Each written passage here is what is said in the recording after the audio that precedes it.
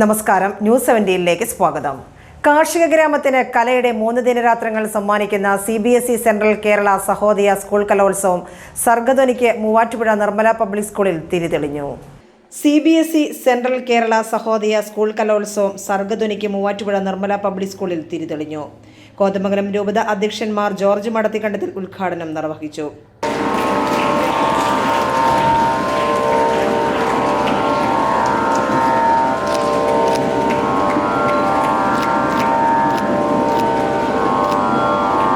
കലാമേളകൾ വിദ്യാർത്ഥികളുടെ സർഗശേഷി വളർത്തുമെന്നും വീട്ടിലും നാട്ടിലും ഐക്യമൂട്ടി വളർത്തുമെന്നും പിതാവ് പറഞ്ഞു. കുട്ടികളുടെ നാനാതരത്തിലുള്ള കഴിവുകളെ വളർത്തിയെടുക്കേണ്ടത് സമൂഹത്തിന്റെ ഉത്തരവാദിത്വമാണെന്നും മാർ ജോർജ് മടത്തിക്കണ്ടത്തിൽ ഓർമ്മിപ്പിച്ചു. Participants from 81 schools come together. This is actually a unity for excellence. It's written so. We coming together to express or to show our talents and also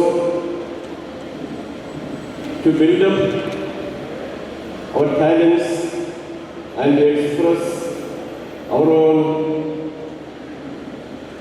യോഗത്തിൽ central Kerala Sahodaya president father Mathew Kareethara അധ്യക്ഷത വഹിച്ചു.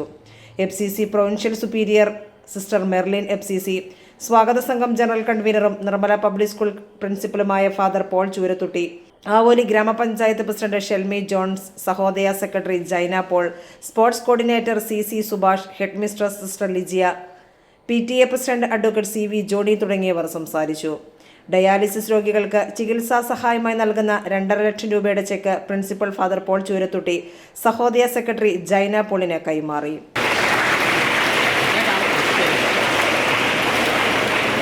7, 8, 9 തീയതികളിലാണ് പ്രധാന മത്സരങ്ങൾ. എറണാകുളം, തൃശൂർ, ഇടുക്കി ജില്ലകളിലെ 92 സ്കൂളുകളിൽ നിന്നായി 4000-ഓളം പ്രതിഭകൾ 3 നാൾ നീണ്ടു നിൽക്കുന്ന കലോത്സവത്തിൽ മാറ്റുരയ്ക്കും.